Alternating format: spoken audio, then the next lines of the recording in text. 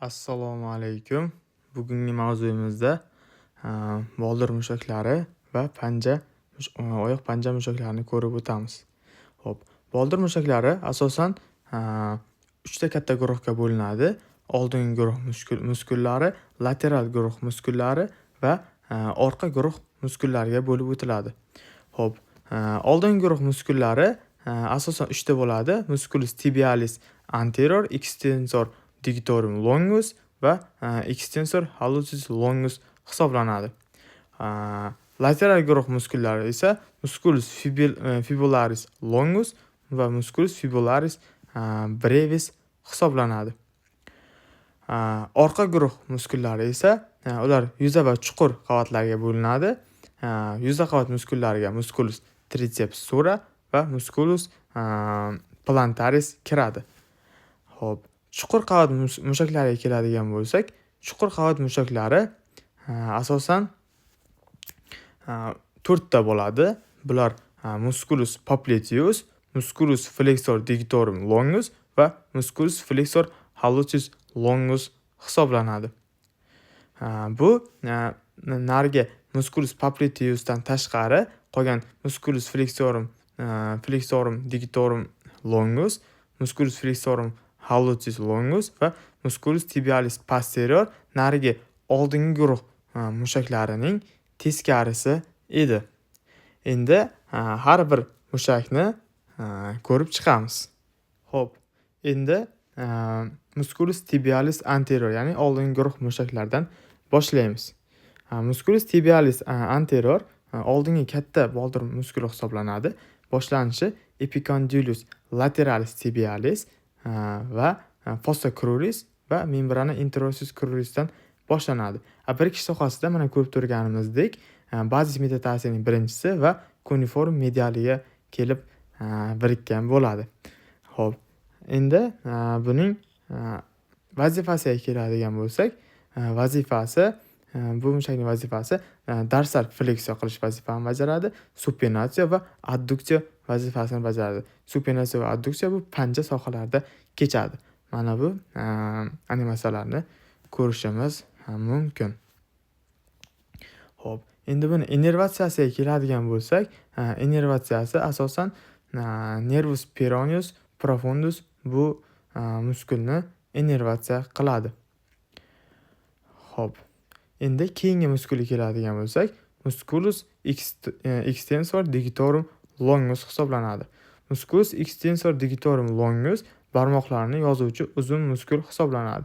Ko'rib turganimizdek, boshlanishi epicondylus lateralis tibialisdan boshlangan edi va caput fibula va fossa cruris va membrana interoslardan boshlanib, birikishi ikkinchi barmoqning o'rta va distal falangalariga kelib birikkan. Mana. Endi buni vazifalariga keladigan bo'lsak, vazifalari ekstensiya va pronatsiya vazifalarini bajaryapti. Mana ko'rib turganimizdek, innervatsiyasiga keladigan bo'lsak, nervus peroneus profundus bu muskulni innervatsiya qiladi. Ko'rganimizdek, mana tashqariga bukayapti. Xo'p, keyingi muskulga keladigan bo'lsak, musculus extensor hallucis longus muskuli. Bu muskul bosh barmoqni yozuvchi uzun muskul hisoblanadi. Boshlanishiga keladigan bo'lsak, fascis medialis fibuladan va membrana interosus crurisdan boshlanyapti. Birikishi esa falanganing distal poliksiga kelib birikayapti. Endi buni animatsiyasiga keladigan bo'lsak, vazifasi o'sha fleksiya, panjani fleksiya qilish va ekstensiya, bosh barmoqni yozish funksiyasini bajarayapti. Innervatsiyasiga keladigan bo'lsak, nervus peroneus profundus bu mushagimizni innervatsiya qiladi. Ko'rganimizdek animatsiyasi. Xo'p, shulardan iborat bo'lib mana tashqariga ko'taryapti.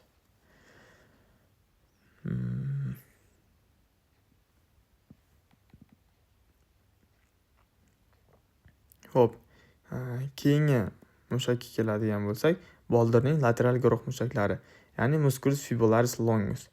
Bu uzun kichik boldir muskuli hisoblanadi. Boshlanishi kaput fibuladan boshlanadi. Birikishi tuberositas metatarsi 1 va bazis metatarsi 2 va cuneiform mediallarga mana ko'rib turganimizdek cuneiform mediallarga ham kelib birikayapti. Kaput fibuladan boshlanib. Vazifasiga keladigan bo'lsak, vazifasi plantar fleksiya vazifasini bajaradi. Pronatio panjani pronatio qilish, adduksiya panjani adduksiya qilish vazifasini bajaradi. Ya'ni uzoqlashtirish, tanadan uzoqlashtirish vazifasini bajaradi. Xo'p, mana ko'rib turganimizdek tanadan uzoqlashtiryapti. Xo'p, innervatsiyasiga keladigan bo'lsak, innervatsiyasi nervus peroneus superficialis bu muskulimizni innervatsiya qiladi. Shu animatsiyalarni ko'rsak bo'ladi. Keyingi muskulimiz musculus fibularis brevis hisoblanadi. Ya'ni kalta boldirning kichik muskuli hisoblanadi. Boshlanishi fasciis lateralis fibuladan boshlanyapti. Ko'rib turganimizdek, bir kishiga keladigan bo'lsak, tuberositas metatarsining o'sha 5-chisiga kelib birikayapti. Vazifasi plantar fleksiya vazifasini bajaryapti va pronatio vazifalarini bajaradi. Keyin panjani adduksiya qilish vazifasini ham bajarayapti. Xo'p, innervatsiyasiga keladigan bo'lsak, nervus peroneus superficialis bu mushagimizni innervatsiya qiladi. Endi orqa guruh mushaklariga keldik. Orqa guruh mushaklari asosan o'sha yuza va chuqur dedik. Yuza qavat mushaklari musculus triceps va musculus plantaris edi. Endi hozir musculus tricepsni ko'rib o'tamiz. Musculus triceps ikkita mushakdan iborat bo'ladi. Musculus soleus va musculus gastrocnemius. Hozir ko'rib turganimiz musculus soleus, uni ustidan qoplab turgani esa mana shu musculus soleus. Uni ustidan qoplab turuvchi esa musculus gastrocnemius muskuli hisoblanadi.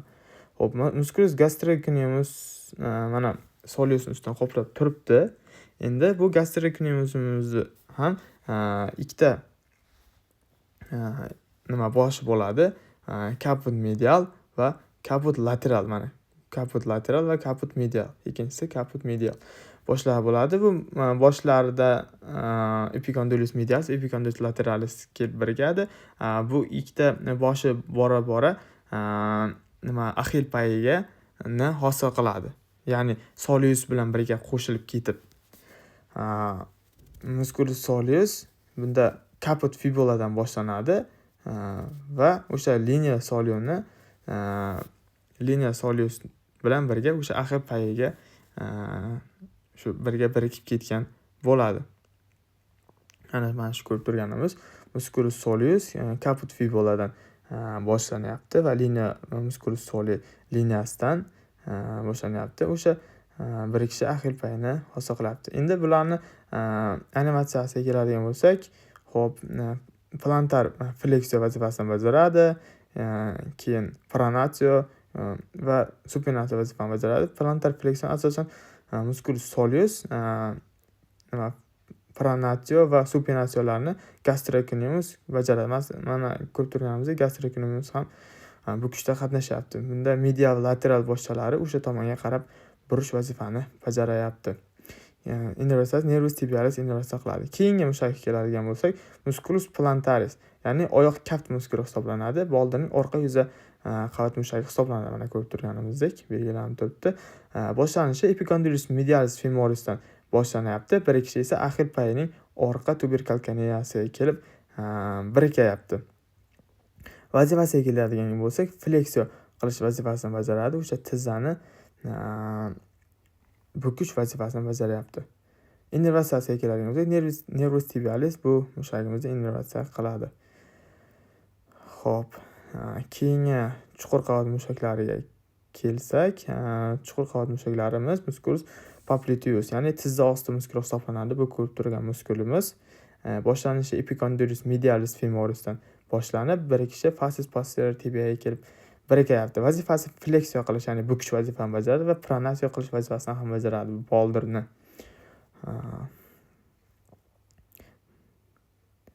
Mana ko'rib turganimizdek shunday vazifalarni bajaradi. innervatsiya nervus tibialis bu mushakni innervatsiya qiladi. Keyingi muskulga keladigan bo'lsak, musculus flexor digitorum longus. Bu mushagimiz boshlanishi fascius posterior tibiadan ko'rib turganimizdek fascius posterior tibiadan boshlanib, bir kishi keladigan bo'lsak, 4 ta distal falangaga kelib birikayapti. Vazifasi plantar fleksiya vazifasini bajaradi. Mana ko'rib turganimizdek 4 tomonga tarmoqlanib ketgan. Plantar fleksiya vazifasini bajaradi, yozish funksiyasini bajaryapti, supinatsiya vazifasini bajaradi mana. Va adduksiya vazifasini bajaryapti mana, yaqinlashtiryapti panjani. Mana. Xo'p, bu mushakni innervatsiyasiga keladigan bo'lsak, nervus tibialis bu mushakni innervatsiya qiladi. Xo'p. Keyingi mushakka keladigan bo'lsak, musculus flexor hallux longus. Ya'ni katta barmoqni o'sha bukuvchi uzun muskul hisoblanadi. Bu muskul boshlanishi o'sha fibuladan boshlanyapti. Fibulaning o'sha o'rta va pastki qismidan boshlanyapti. Bir kishi falanganing distal qismiga kelib birikayapti. Mana ko'rib turganimizdek, mana. Mana chizib ko'rsatsak, mana shu qismiga kelib birikayapti. Vazifasiga keladigan bo'lsak, plantar fleksiya vazifasini bajaryapti va supinatsiya, adduksiya vazifalarni bajaryapti. Mana buni yaxshilab ko'rib olsak bo'ladi. Xo'p, mana animatsiyasiga keladigan bo'lsak, bosh barmoqni o'sha plantar fleksiya qilyapti. Keyin esa supinatsiya va adduksiya funksiyalarini ham bajarayapti.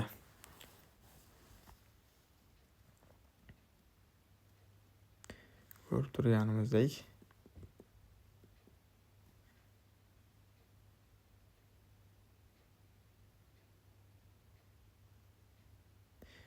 Xo'p, keyingi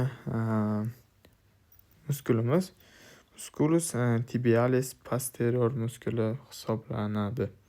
Musculus tibialis posterior bu orqa katta boldir muskuli hisoblanadi. Buning boshlanishi fascius ossis tibia va fibulalar bir-biriga qaragan yuzasi ko'rib turganimizdek va membrana interostitidan boshlanib bir kishi os navikulariga kelib birikayapti. Mana ko'rib turganimizdek va kuniformning barchasiga kelib birikkan. Mana ikkita yondan fibula va tibulaning orasida. Buni vazifasiga keladigan bo'lsak, ya'ni animatsiyasiga plantar fleksiya vazifasini bajaradi, ya'ni yozish, ya'ni plantar qismida yozish va supinatsiya vazifasini bajaryapti. Keyin esa adduksiya vazifalarini ham bajaradi. Xo'p. Panja mushaklari asosan ikkita guruhga bo'linadi. Ikkita qismga desak ham bo'ladi. Ya'ni darsal yuza, ya'ni tashqi tomonga qaragan yuza va plantar yuza, ya'ni ichki tomondagi kaft yuza mushaklariga bo'linadi. Xo'p, endi darsal yuza mushaklari asosan ikkita bo'ladi. Mana ko'rib turganimiz bitta va mana bu mushaklar. Ya'ni yuqoridagisi musculus extensor hallucis brevis, mana musculus extensor hallucis brevis va musculus extensor digitorum brevis mushaklari bo'ladi. Endi ya'ni plantar yuzadagi mushaklar asosan 3 ta guruhga bo'linadi. Mana medial tomondagi, o'rta va lateral tomondagi mushaklarga bo'linadi. Medial tomondagi mushaklar asosan bular 3 ta bo'ladi. Bular musculus abductor hallucis, ya'ni mana shu mushagimiz musculus abductor hallucis va mana o'chirib tashlasak musculus abductor hallucis va musculus flexor hallucis brevis mushagi. Mana shu ko'rib turgan mushagimiz hallucis brevis mushagi va buni ichki tomonda ko'rib turgan muskulimiz musculus abductor hallucis muskuli bo'ladi. Hop, bular bilan hozir keyin alohida to'xtalib o'tamiz. Keyingi lateral guruh mushaklari esa ko'rib turganimizdek musculus abductor digiti minimi ko'rib turganimiz musculus abductor digiti minimi va musculus abductor digiti minimi va musculus flexor digiti minimi mana ko'rib turganimiz va musculus opponens digiti minimi pedis, ya'ni qarama qarshi tomonga burish vazifasini bajaradi. Xo'p, ko'rib turgan muskulimiz opponens digiti minimi. Xo'p, lateral guruh mushaklarini ko'rdik. Endi medial guruh mushaklari esa xo'p, buni suyagini qo'yib qo'yaylik joyiga. O'chiramiz. Endi medial guruh mushaklariga keladigan bo'lsa, o'rta guruh mushaklariga. O'rta guruh mushaklari flexor digitorum brevis, mana ko'rib turganimizdek flexor digitorum brevis o'rtada joylashgan.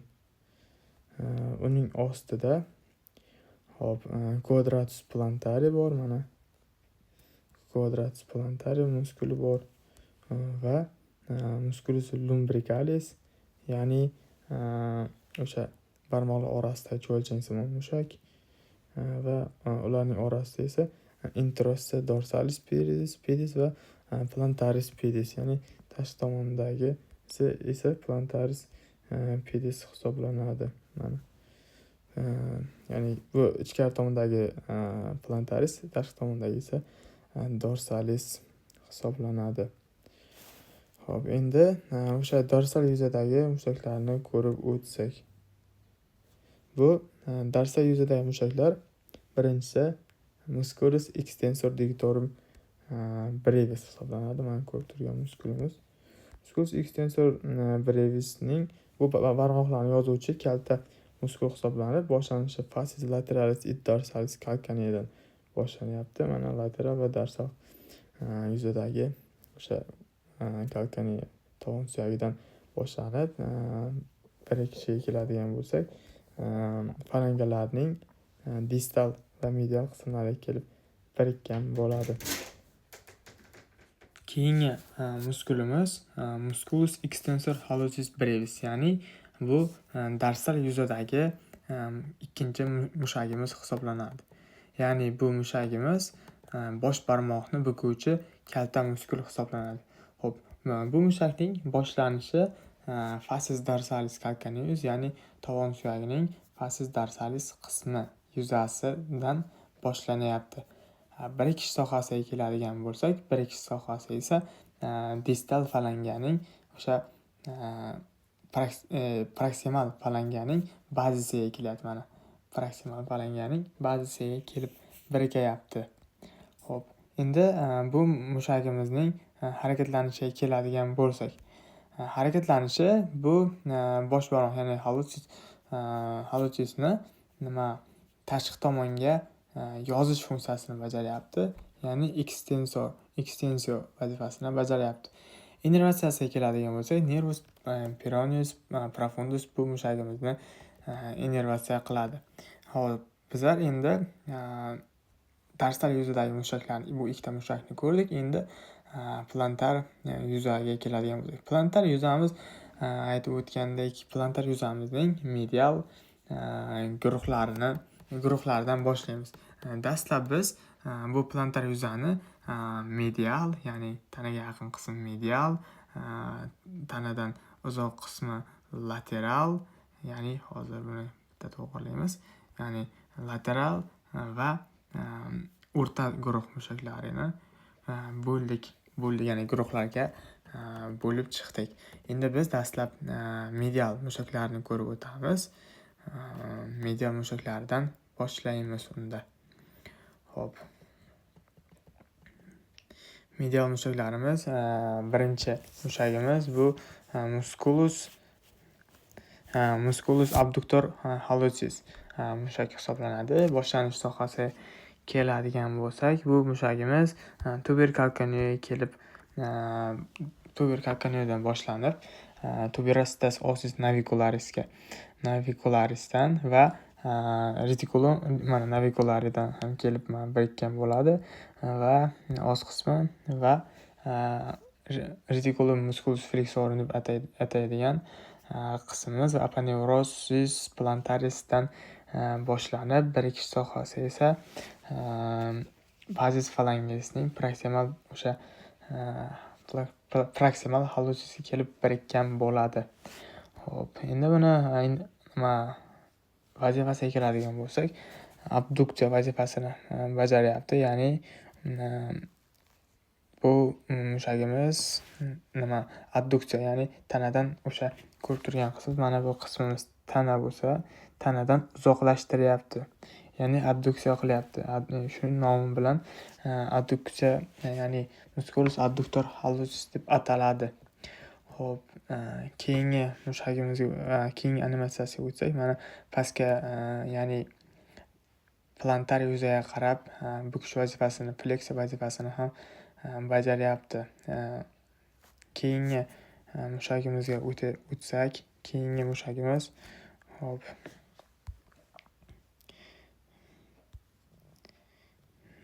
keyingi mushagimizga keladigan bo'lsak, musculus adduktorni ko'rdik.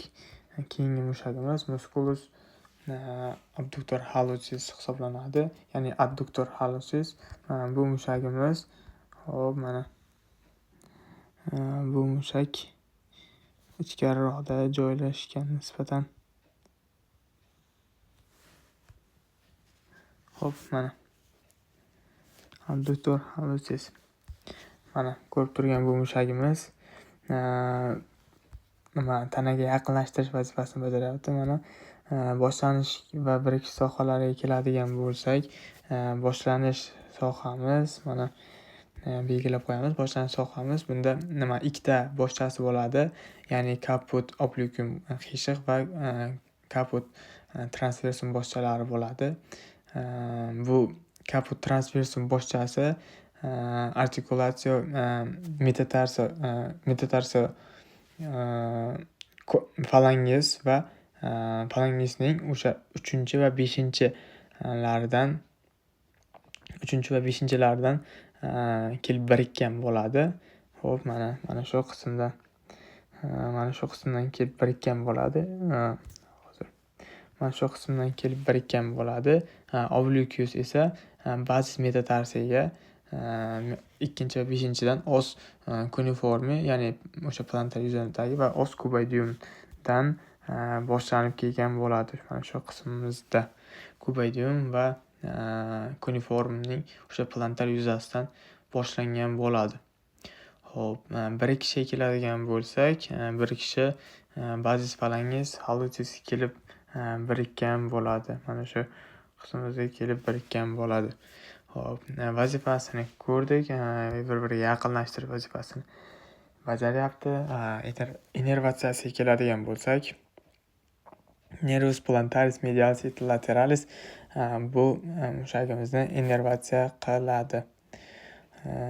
Ko'rib turganimizdek, mana shu chizib ko'rsatsak, ko'rib turganimizdek adduktor hallucisning transversal qismi, bu qismimiz esa bu transversal, bu keyingisi, bu qismimiz esa qiyshiq, ya'ni obliqu qismi hisoblanadi. Xo'p, biz buni ko'rib oldik. Endi plantar yuzaning lateral guruh mushaklarini ko'rib o'tamiz.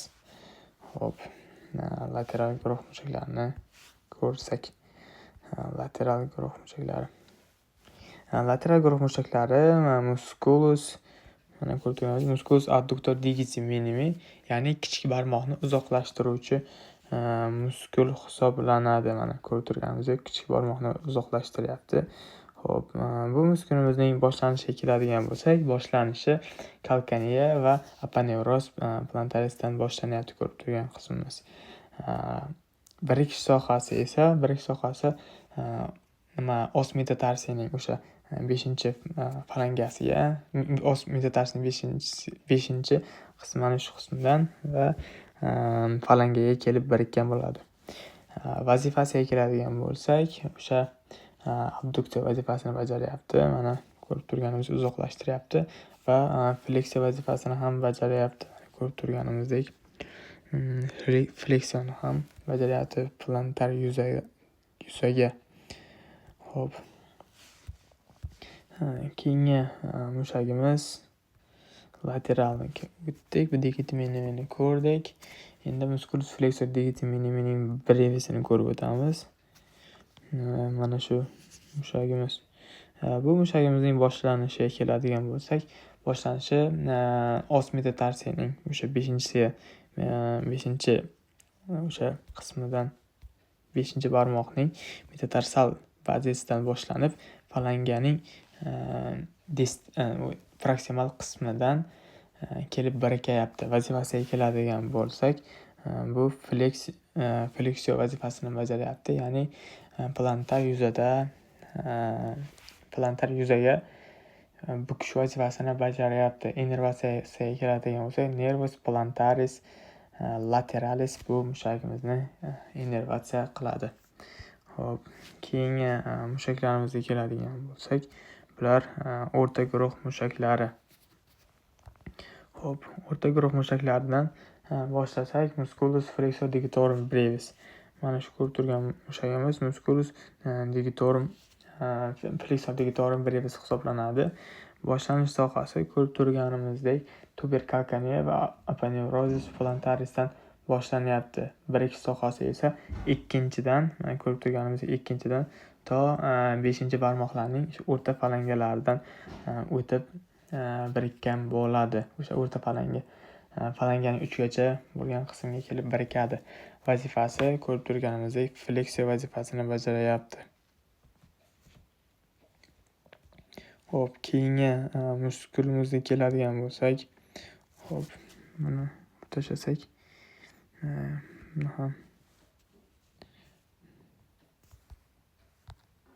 Xo'p, keyingi muskulimiz musculus quadratus plantari. Mana ko'rib turgan muskulimiz. Musculus quadratus plantarini boshlasak, mana boshlanish qismi ko'rib turganimizdek calcaneusdan boshlanib, o'sha birikishi o'sha musculus flexor digitorumga kelib qo'shilib ketgan bo'ladi. Xo'p, bundan chiqsak, mana musculus digitorum longusni o'sha payiga qo'shilib ketgan bo'ladi. Bu digitorum longus boldirning orqa chuqur mushaklar guruhiga kirar edi, bilsak. Keyingi muskulimiz musculus lumbricalis hisoblanadi. Ya'ni bu o'rta guruh muskullarini o'sha cho'lchansimon muskul hisoblanadi. Digitorum longus ko'rdik. Buni ko'rdik. Bu mushagimizni ham ko'rdik. Musculus lumbricalis mana ko'rib turgan muskulimiz musculus lumbricalis hisoblanadi. Bu muskulimiz boshlanishi musculus digitorum longusga ham qo'shilib ketadi. Mana shu qismimiz longus bor edi, bilsak, mana shu qismda longus bor edi. O'sha longusga qo'shilib ketadi. Mana shu longusni tugab qolgan mana shu joyda. Bu yerdan chiqib ketadi va qo'shiladi. Birikishi bo'lsa 2 va 5-barmoqlarning o'sha falangasiga kelib qo'shilgan bo'ladi va vazifasiga keladigan bo'lsak, fleksiya vazifasini bajaradi. Ya'ni plantar yuzadagi fleksiya, dorsal yuzada esa o'sha ekstensiyo vazifasini bajaradi. Keyingi muskulimiz musculus introssus plantaris muskulimiz. Xo'p, buni ham ko'rib o'tsak, introssus plantaris. Mana introssus dorsalis, introssus plantaris. Mana ko'rib turgan muskulimiz bu introssus plantaris hisoblanadi. Ya'ni narigi ko'rgan lumbricalis muskulimiz mana bu narigi chetidan boshlab bu chetidan boshlab xuddi orqasida joylashgan bo'lar edi. Buni orqasida esa o'sha introsi joylashib turibdi. Ko'rganimizdek vazifasi keladigan bo'lsak, 3 va 5 barmoqlar proksimal falangasining o'sha medial yuzasida joylashgan bo'lib, adduksiya vazifasini bajaradi.